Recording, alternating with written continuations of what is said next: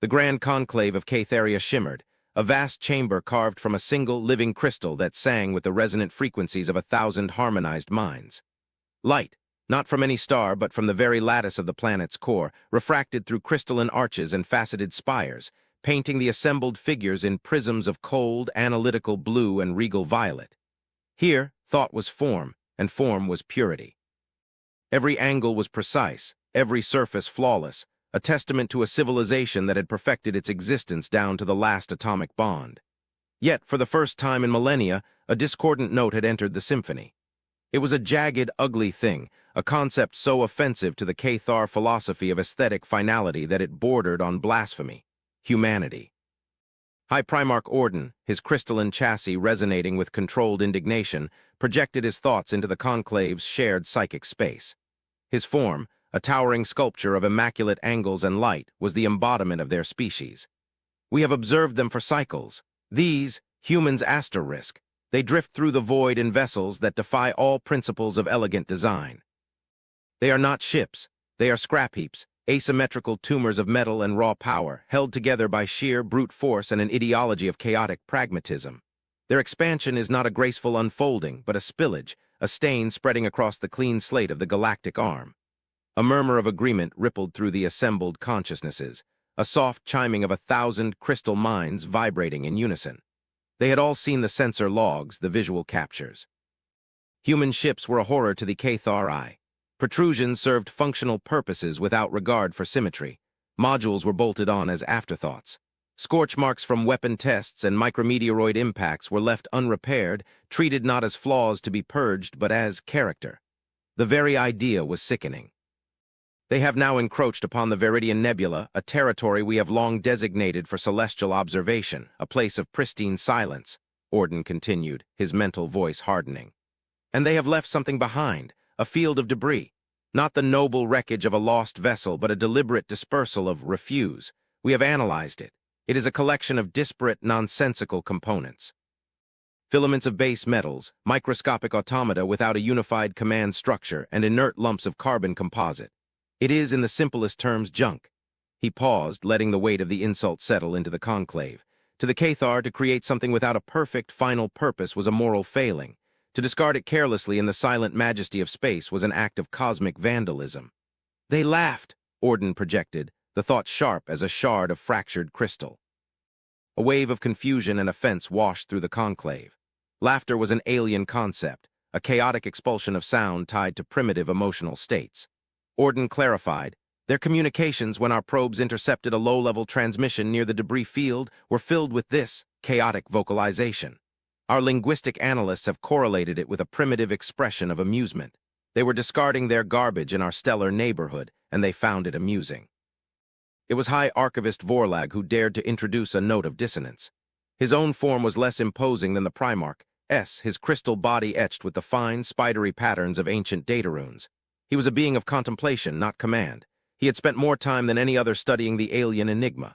Primarch, Vorlag's thought was soft, cautious, yet it cut through the unified indignation like a finely tuned frequency. My analysis of the material suggests it is not entirely inert. The microscopic automata show faint signs of responsive behavior. They are not dead, merely dormant. And the filaments, their metallic composition is impure, chaotic, yet they possess a tensile strength that our purest alloys cannot match. It is a paradox that I cannot yet resolve.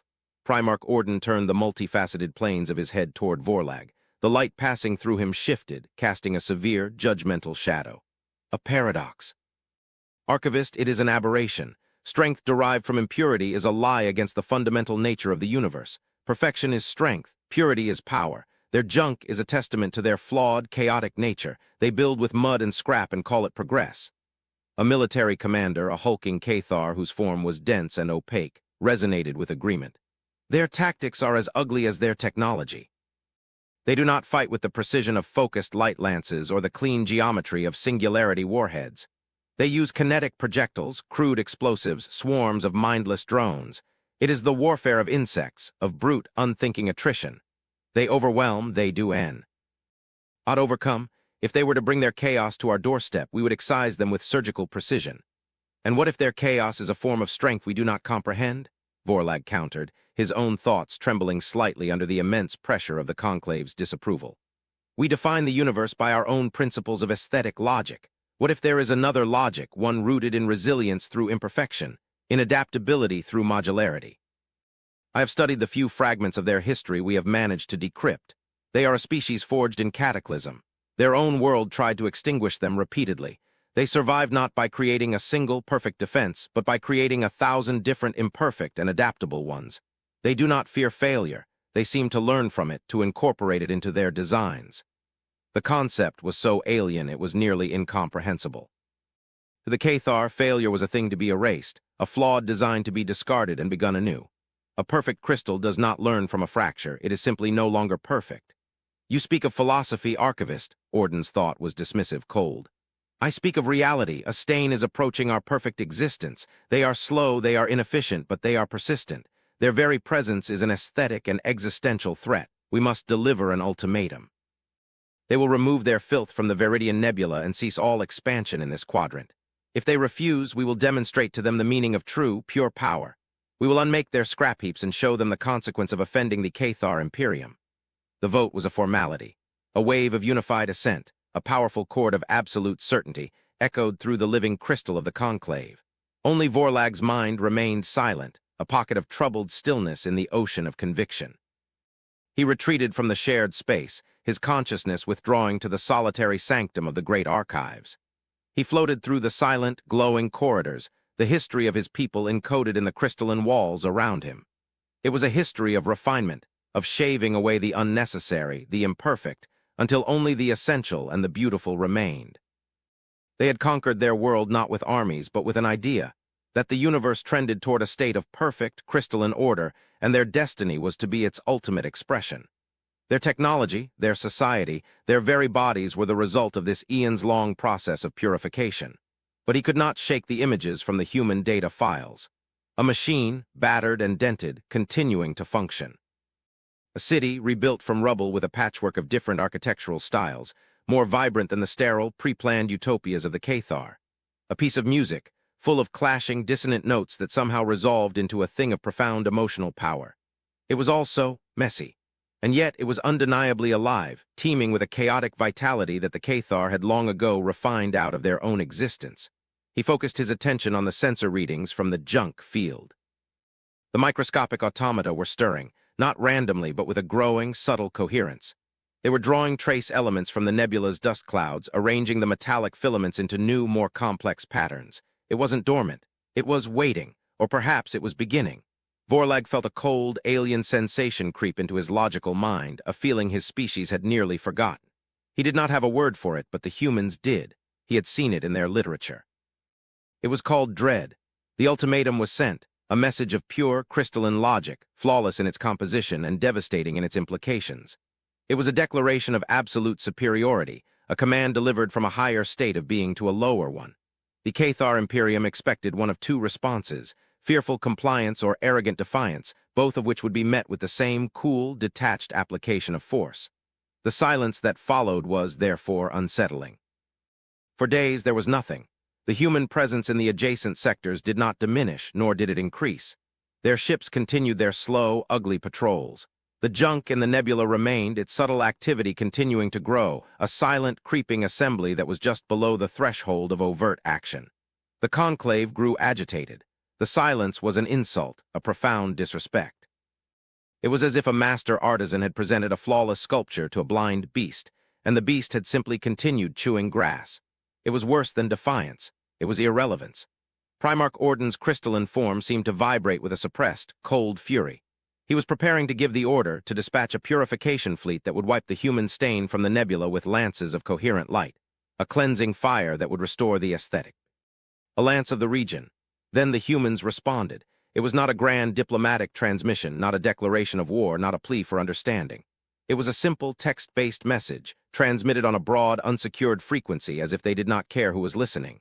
It was composed not in the elegant, mathematical language of the Cathar, but in the crude, inefficient script of their own primary tongue. We acknowledge your message. Stand by for deployment. The conclave was thrown into a state of analytical paralysis. Acknowledge your message. The phrase was devoid of emotion, of intent. It was a simple statement of fact. But the second part, stand by for deployment. A deployment of what? A fleet? An apology? The ambiguity was maddening, a deliberate act of psychological warfare, the Cathar military analysts concluded. It was a new kind of chaos, an assault of uncertainty. Vorlag in his archives felt a different interpretation take root in his mind. The message was not emotional because the humans did not see the situation as an emotional one. It was not a threat because they did not perceive a conflict. It was, he suspected, a procedural statement, a step in a process the Cathar could not begin to fathom. The deployment was not long in coming. It did not arrive from the stars. It came from the junk field. The microscopic automata, now fully active, began to work in concert. The metallic filaments which Vorlag's deep scans had revealed to be a form of programmable matter laced with nanoscopic conduits began to weave themselves together. The inert lumps of carbon composite unfolded, revealing themselves to be compact, cold fusion power sources. The junk field, the refuse heap, was self-assembling. It did not form into warships. It did not configure into weapons platforms. It coalesced into a vast, swirling cloud of intelligent matter, a gray, amorphous tide that began to drift out of the nebula. Its trajectory was unmistakable. It was heading directly for Catharia. Panic, a concept the Cathar had relegated to historical archives of their primitive past, began to manifest as a low-frequency tremor in their shared consciousness. The military was mobilized. Fleets of crystalline vessels, perfect in their deadly symmetry, moved to intercept the cloud. They were weapons of absolute precision, designed to target and neutralize other ships, other structures of a known and logical design. They were utterly unprepared for what they faced. The cloud did not fight back. When the Cathar ships fired their lances of pure energy, the cloud simply yielded. It parted around the beams, the programmable matter flowing like liquid smoke, then reforming instantly behind them. It was like trying to shoot the ocean. When they launched singularity torpedoes, the cloud's automata would swarm the devices, deconstructing them atom by atom before they could detonate, absorbing the raw materials into their own mass. The Cathar military, an instrument of perfect, focused violence, found itself facing an enemy that had no center, no structure, no vulnerability. It was a force of pure, chaotic resilience. Primarch Orden, observing the futile engagement from the conclave, was confounded. It does not attack, he projected, his thought laced with a frustration that bordered on intellectual collapse. It simply advances. It ignores our fleets as if they are irrelevant. Vorlag watched the data streams with a dawning, terrifying understanding. Primarch, he sent, his thought cutting through the rising tide of fear. It is not ignoring our fleets. It is flowing around them. It is treating them as obstacles. Its objective is not our military. Its objective is the homeworld. The gray tide washed over the last lines of defense, a silent, inexorable wave of matter that cared nothing for the perfect geometry of the Cathar warships. It entered the upper atmosphere of Catharia, and the planet's automated defense grid, designed to incinerate incoming asteroids and enemy vessels, proved equally useless. The cloud was too diffuse, too vast. It descended not like an invader, but like the coming of a great gray fog. The citizens of Catharia, from their crystalline cities that touched the clouds, watched in silent horror. They expected fire, destruction, the end of their perfect world. Instead, the cloud descended past their gleaming spires, ignoring the population centers entirely. It flowed downward into the deep, forgotten chasms of the planet's foundations. It sank into the underpinnings of their civilization, the places the Cathar had long abandoned as crude and unworthy of their attention. The ancient, crumbling geothermal conduits, the decaying structural pylons that held up the continental plates upon which their cities were built, the polluted, stagnant reservoirs of industrial runoff from a less enlightened age. The conquest had begun, and it was nothing like they had imagined. The first reports were filtered through a lens of disbelief. From the deep maintenance shafts of the capital city, Cathar engineering casts sent panicked, incoherent messages. The gray sediment, the human junk, was clinging to a failing primary support column. For centuries, the column had been developing microfractures, a slow decay that the Cathar had deemed too ungraceful to address directly. It was an imperfect problem, and their solution had been to ignore it, to trust in the original, perfect design to hold. Now the human material was swarming over the fractures. It was not destroying the column. It was reinforcing it.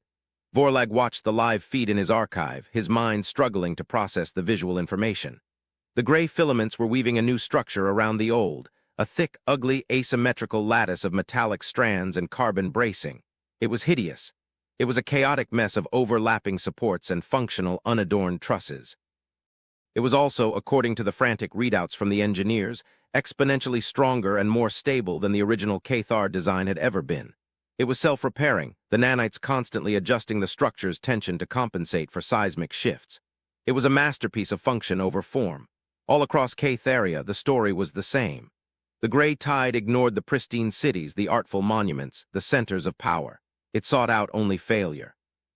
It flowed into the planet's polluted oceans, and the nanites began to deconstruct the millennia-old chemical sludge, reconfiguring the toxic elements into inert, harmless substrates. It seeped into the aging power grid, replacing corroded, inefficient conduits with ugly but supremely efficient new ones that healed themselves the moment they were damaged. It was a planetary-scale act of maintenance. The humans were not conquering the Cathar, they were fixing them.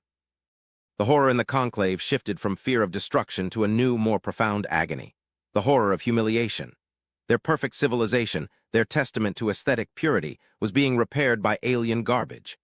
The foundations of their world, the flaws they had so carefully ignored, were being laid bare and patched over with the functional, artless efficiency of a common tradesman. They had laughed at the humans' junk, and now that very junk was becoming the literal bedrock of their existence. It was a conquest not of territory or people, but of philosophy, a brutal, silent refutation of their entire way of life. Primarch Orden was catatonic, his crystalline mind unable to reconcile this reality with his core beliefs. To accept this aid was to admit that their philosophy of perfection was a failure. To reject it, to blast the gray material from their world's foundations, would be to commit suicide, to allow their own hidden decay to consume them.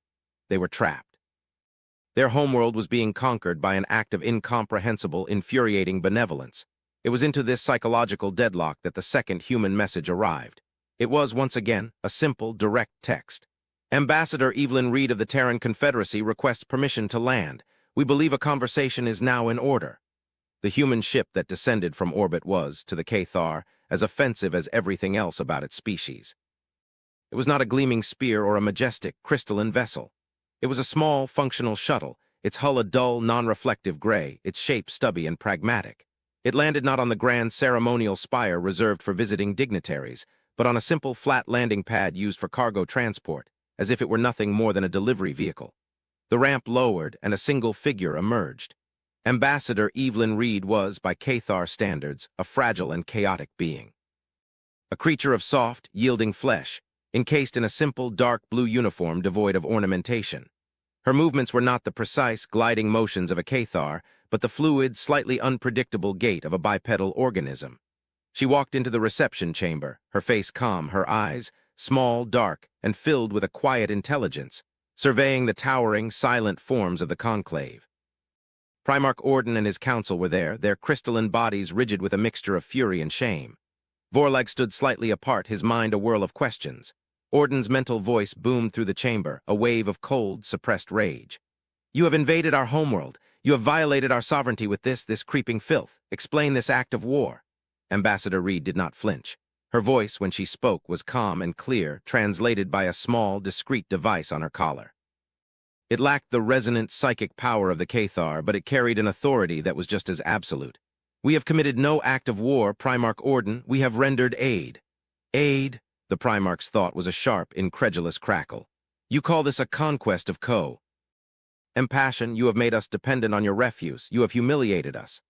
Humiliation was not our intent, Reed replied, her gaze steady.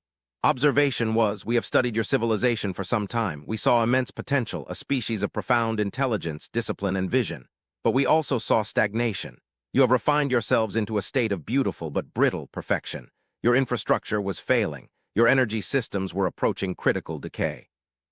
Your society had lost the ability to adapt, because you had come to see adaptation as a form of imperfection. She gestured towards the grand crystal window, which looked out upon a flawless Cathar cityscape. You built a masterpiece, and then you became terrified to touch it, lest you mar its perfection. You chose to let it crumble from within rather than risk an imperfect repair. This is a pattern we have observed in many civilizations that reach a certain stage of development. It is the perfection trap. It is a slow, elegant form of suicide. Vorlag felt a shock of recognition. The ambassador was giving voice to the very fears he had held in the solitude of his archives. He stepped forward, his own thought projecting with a new, hesitant boldness. So the material, the junk, it is a tool for repair. Ambassador Reed turned her calm eyes to him. It is a universal construction medium. We call it a von Neumann terraforming matrix, but your assessment. Poetic, it is, in a way, intelligent junk. It is composed of self-replicating nanites, programmable matter, and compact energy sources. It has one simple core directive: seek out entropy and reverse it. It finds weakness, decay, and inefficiency, and it reinforces, repairs, and optimizes. It has no aesthetic sense. It operates on principles of pure, brutal functionality. It cannot build a city as beautiful as this one. But it can ensure that this city's foundations do not turn to dust. The grand reveal settled upon the conclave with the weight of a dying star. It was not an invasion. It was a rescue. A rescue they had not asked for, performed in a way that violated every principle they held dear. They had been preparing to fight a war when the humans had been conducting a planet-wide engineering project. Why? Primarch Orden's thought was weaker now, the rage giving way to a profound, soul-shattering confusion. Why would you do this? We were your rivals. We threatened you. Why save a species that held you in contempt? Ambassador Reed's expression softened, a subtle shift in her fleshy, chaotic face that the Cathar translators struggled to interpret. It registered as a complex signifier of empathy. Because contempt is a luxury, she said softly. And rivals are a resource we can no longer afford to squander. We did not save you for your benefit alone, Primarch. We saved you for ours. And for everyone else's. She paused, letting her words hang in the silent, shimmering air of the conclave. A new, deeper mystery was unfolding, one that dwarfed the simple misunderstanding about the nature of their technology. The conquest of their homeworld, it seemed, was not the main event. It was merely the prelude. The atmosphere in the grand conclave had transformed. The cold fury had evaporated, replaced by a vast, silent ocean of introspection. The towering crystalline forms of the Cathar leadership stood motionless, the light refracting through their bodies seeming less certain, less absolute. They were a species adrift, their foundational philosophy shattered by the revelation that their purity was, in fact, a self-imposed prison, and that their salvation had come in the form of the chaotic, the imperfect, the very junk they had so arrogantly disdained. Primarch Orden, the embodiment of Cathar perfection, was the most deeply affected. The rigid certainty that had defined him had fractured, and through those cracks, a new, terrifying light was beginning to shine. He had been prepared for a war of annihilation, for a glorious, clean conflict of light against scrap. He was not prepared for a war on his own deeply held convictions, a battle he had already lost without a single shot being fired. It was Vorlag who finally broke the silence, his mind now the clearest in the chamber. He had been the first to question, the first to see a pattern in the chaos, and now he was the first to grasp the staggering implications of the new reality. Ambassador Reed, his thought was steady, imbued with the gravity of a scholar seeking ultimate truth. You spoke of a purpose beyond our own survival. You said you could not afford to squander rivals. This implies a context, a threat far greater than a regional dispute between our two species. What is it that you are not telling us? Ambassador Reed gave a slow, deliberate nod, her human expression one of sober gravity. The Primarch asked why we would help you. The simple answer is that the universe is a far larger and more Jarrah's place than either of us has previously acknowledged, and it is getting smaller. She activated a device on her wrist. A holographic display bloomed in the center of the chamber, not with the perfect, hard-light geometry of Cathar technology, but with a softer, more fluid projection. It showed a map of the galaxy, a swirling, majestic spiral of light and dust. Our two civilizations occupy this small arm, she explained, her finger tracing a path through a cluster of familiar stars. For centuries, we have both expanded, bickered over territory, and viewed each other as the primary obstacle to our respective destinies. We were both wrong. We were children arguing over a single room, unaware of the storm that is about to consume the entire house. Her finger moved, sweeping across the vast, empty chasm between the galactic arms. Then she magnified a region of deep, intergalactic space. The image was mostly black, a profound and empty void. But it was not entirely empty. There was something there, something barely visible, a subtle distortion in the fabric of spacetime, a faint pattern in the cosmic microwave background radiation. Our deepest long-range sensors, instruments designed to look back at the dawn of time, detected this anomaly decades ago, she said, her voice low and serious. It is not natural. It is a signal, but not a communication. It is a scar, an echo. The fading signature of a civilization that existed on a scale we can barely imagine, in a galaxy that has long since burned out and died. The Cathar watched, their collective consciousness focused on the ghostly image. They saw the faint, repeating patterns, the non-random structures embedded in the very background radiation of the universe. It was a message in a bottle thrown into an ocean of time, and it had been drifting for billions of years. We dedicated generations of our best minds to deciphering it, Reed continued. It is not a language of words, but of physics, a warning encoded in the decay rates of exotic particles in the polarization of ancient light. It tells a story of a universe that was once teeming with life, a cosmos filled with countless civilizations, a vibrant, noisy, glorious chorus of existence. The projected image shifted. It now showed a simulation, a cluster of galaxies, each one dotted with thousands of points of light representing intelligent life, a golden age of cosmic civilization. And then, Ambassador Reed said, her voice dropping to a near whisper, it tells of the silence. On the map, a patch of darkness began to spread from the edge of the simulated supercluster. It was not an explosion, it was not a fleet. It was a slow, inexorable tide of nothing. The points of light, one by one, galaxy by galaxy, simply went out. They winked out of existence without a flash, without a cry, without any discernible sign of a struggle. One moment they were there, a testament to life and intelligence, and the next, there was only the cold, silent void. The message does not say what it is, Reed explained, her eyes fixed on the horrifying simulation. The ancient civilization that sent the warning died before they could fully understand it. They called it the consuming static, a force or an entity that moves between the galaxies over cosmic timescales. It does not destroy. It erases. It unravels the complex patterns of life and civilization, returning them to simple, non-sentient energy and matter. It is the ultimate entropy, and it is coming. She zoomed the map out, showing their own Milky Way galaxy. And then she indicated a point far beyond its edge in the unimaginable abyss between them and Andromeda. A faint, almost imperceptible smudge was highlighted. It was the leading edge of the silence. The data was terrifyingly clear. It was a wave of cosmic nullity, and it had already crossed the great void. It would reach their galaxy in less than 1,000 of their standard years. The grand conclave was utterly, profoundly still. The petty disputes over nebulas and borders, the philosophical arguments over form and function, all of it evaporated in the face of this new, existential dread. Their entire history, their perfect civilization, their rivalry with humanity, it was all just a brief, flickering candle flame in a room with a rising tide. 1,000 years, Vorlag's thought was a faint echo in the silent chamber. It is an eternity, and it is no time at all. Precisely, Reed affirmed. It is not enough time for any single species, no matter how advanced, to face it alone, but it may be enough time for a unified galaxy to prepare a defense. This has been humanity's purpose for the last century, since we first deciphered the warning. Not expansion for the sake of empire, but a frantic, desperate race to unify and uplift. We seek out promising civilizations, species with the potential to contribute, and we give them the tools to leapfrog their own development. She gestured around the cam. Burr at the Cathar themselves.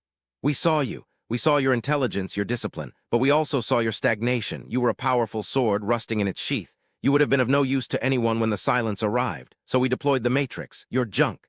It is our primary tool for rapid infrastructure development. It is ugly, it is chaotic, but it is fast. It can rebuild a planet's industrial and defensive capacity in a fraction of the time it would take to build from scratch.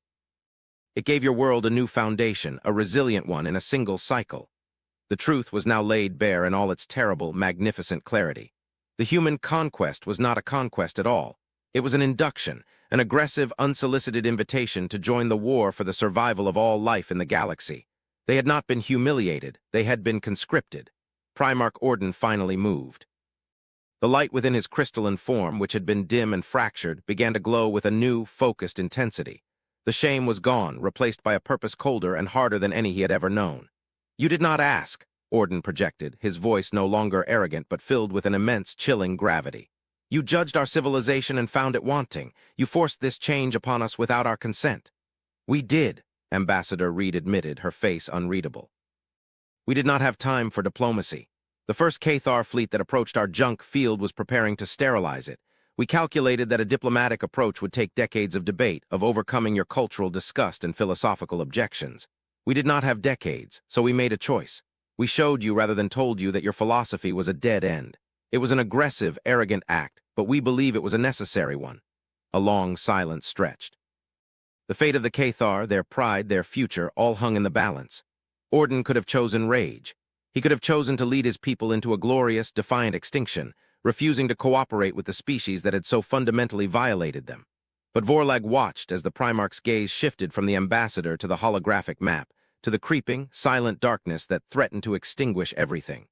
The Cathar were, above all else, a species of profound logic. And the logic of the situation was inescapable. The insult to our philosophy is immense. Orden's thought was slow, deliberate, each concept carefully weighed. But it is insignificant when measured against the prospect of total non-existence. The purity of form has no meaning in a universe of absolute silence. He turned his full attention to the human ambassador. The light flowing through him was now a brilliant, piercing white.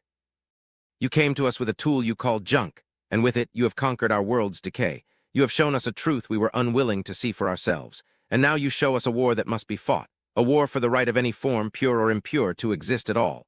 He paused, and the entire conclave held its collective breath.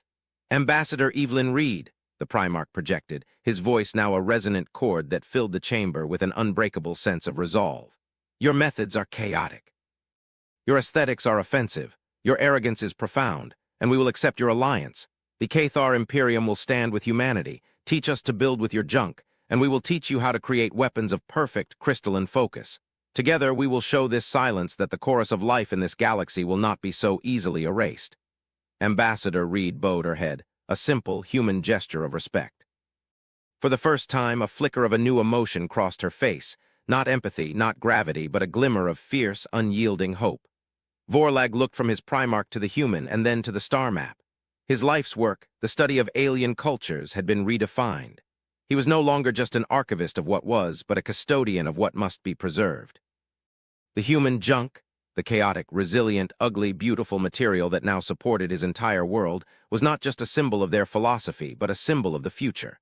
It was a future that would not be perfect, that would not be pure or elegant.